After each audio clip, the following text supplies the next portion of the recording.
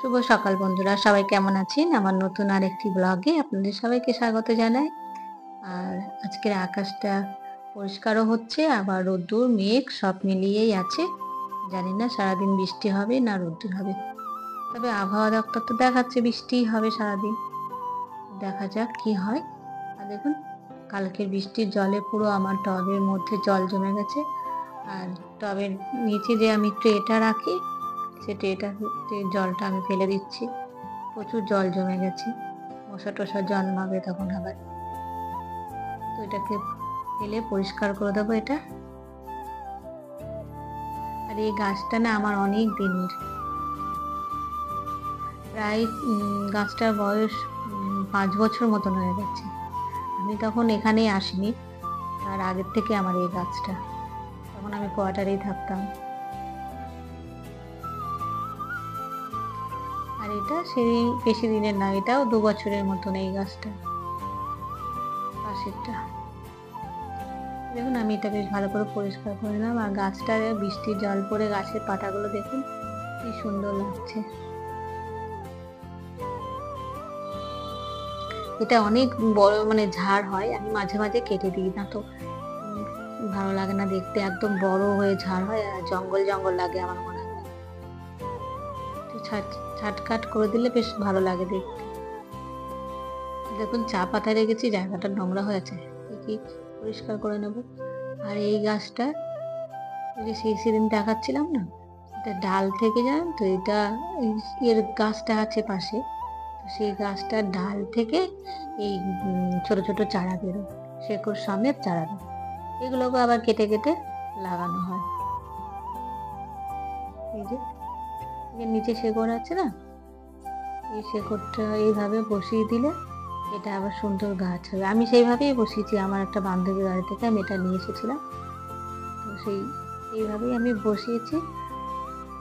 আর ছোট ছোট সাদা সাদা ফুল হয়, একদম ছোট্ট ছোট্ট। কিন্তু এটা অবশ্য ইনডোর প্ল্যান্ট, স্পাইডার প্ল্যান্ট এটা বলে। আর পাশেরটা আমার জেট প্ল্যান্ট, আর এটা তো অ্যালোভেরা, আপনারা জানেন। এই ছোট্ট একটা টবের মধ্যে দেখুন অ্যালোভেরাটা এত সুন্দর হয়েছে, আর দেখতেও বেশ সুন্দর লাগছে।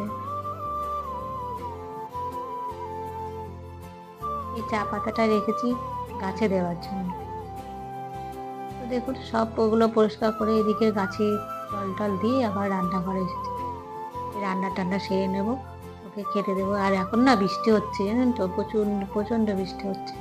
তাই ভাবছে ও কিভাবে যে যাবে ডিউটিতে।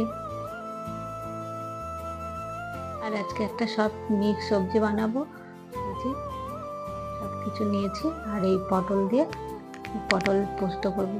4টেই পটল ছিল। আজকে দুদিন থেকে তো বাজারেই যেতে পারছি না, তো আমার টিফিনটাও দেখুন বানানো হয়ে গেছে। আর আমি একটু মাছ আর এই বড়া দিয়ে টক করব, মাছের তেঁতুলের টক। এর আগেও একবার করেছিলাম, তো আবারই নিজে করব। করে এবারে খাওয়া, মানে আজকে বৃহস্পতিবার, পুজো টুজো করে নিয়ে চান করব, তারপরে পুজো করব। পুজো করে খাওয়া দাওয়া করে একটু রেস্ট নেব। তো এই বড়া দিয়ে মাছের টক বেশ ভালোই লাগে খেতে। ইচ্ছে করছে না অন্য কিছু খেতে, ভাবলাম যে একটু মাছটাতে একটু তেঁতুল দিয়ে দিই। যেমন বলা তেমনি কাজ, হয়ে গেল সুন্দর। তো চলুন, আবার পরে দেখা হচ্ছে আপনাদের সাথে। বাজার যেতে নিষেধই করলাম যে যেতে হবে না। সন্ধ্যাবেলা আমি ওকে বানিয়ে, ও তো খেয়ে চলে গেছে। গোলা রুটি বানাবো, তাই দেখুন এই সবজিগুলো নিয়ে নিয়েছি। আমি এই গোলা রুটি বানাবো। ময়দা, রকমের ক্যাপসিকাম আছে, ধনেপাতা আছে, 3 রকমের ক্যাপসিকাম নিয়েছি, ধনেপাতা নিয়েছি, এই ডিম নিয়েছি মধ্যে, আর একটু নুন দিয়েছি। আর ডিমটা আমি পরে দেবো। কাঁচা লঙ্কা, সবজিগুলো আগে দিয়ে তো সবগুলো একসঙ্গে মিশিয়ে নেবো, ডিমটা বাদে, কারণ ডিম তো ও খাবে। জল দেওয়ার আগে একটু বেশ ভালো করে নুনও দিয়েছি, ওরটা আলাদা করে অল্প একটু ভালো করে মাখিয়ে নেবো। তো বেশ ভালোভাবে মাখিয়ে নেবো। নুন হলুদ একটু দিয়েছি অল্প অল্প করে, যাতে সবগুলোর মধ্যে পরিমাণ মতন দিয়েছি। হলুদ একটু, ঝাল এগুলো বেশ ভালোভাবে, দেখুন ভালোভাবে মানে মাখিয়ে মেশানো যায় আর কি সবজিগুলোর সঙ্গে। চেপে চেপে তারপরে আস্তে আস্তে অল্প অল্প করে জল দেবো। আর আজকে তো বৃহস্পতিবার এখন দেবো না, কারণ খেয়ে দিয়ে বেরিয়ে গেছে, ডিম খাবে না, আর ওই জন্য আমি এখন ডিম দেব না, এই যে শুধু এইটা ওর জন্য করে নেব, তারপরে বাকিটাতে আমি ডিম দিয়ে আবার করব।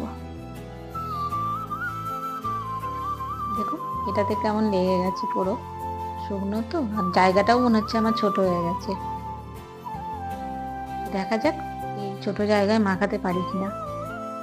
দেখুন আমার মাখানো হয়ে গেছে সুন্দর করে, বেশি পাতলা করলাম না আমি।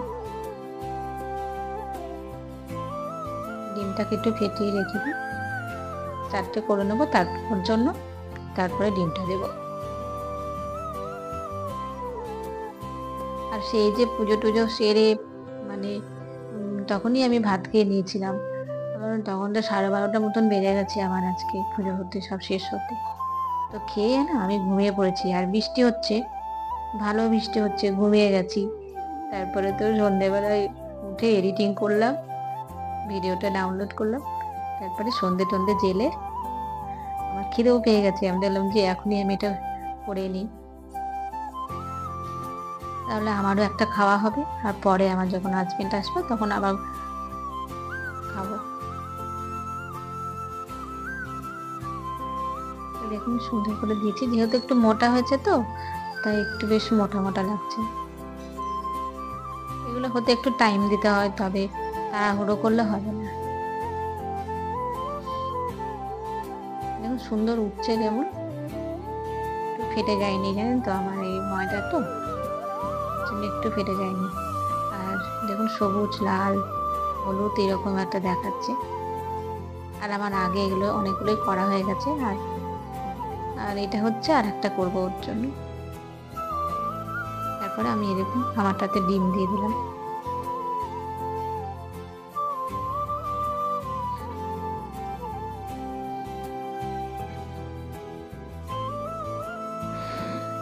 তো ডিম দিলে না একটু বেশি ভালো লাগে, টেস্টি হয় আরো, আর তাড়াতাড়ি হয়, কি জানি ডিমটার জন্য বোধহয় তাড়াতাড়ি হয়।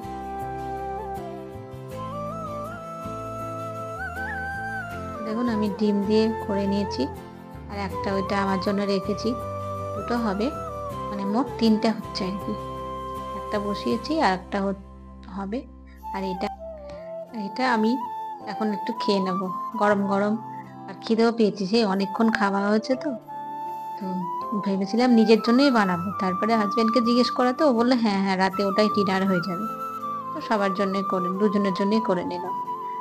আর এটা আমার মেয়েরও খুব প্রিয়, বেশ ভালো টেস্ট হয়েছে জানেন খেতে, একটু ডিম দেওয়া হচ্ছে তো ভালোই টেস্ট হয়েছে। আর বাকিটা করে নিই, চলুন সবটা একসঙ্গে দিয়ে দিয়েছি। তো চলুন আমি আমার ব্লগটি এখানে শেষ করছি। আপনারা ভালো থাকবেন, সুস্থ থাকবেন, আর আমার ব্লগটিকে লাইক শেয়ার আর সাবস্ক্রাইব করে দেবে, আমার পাশে থাকবেন।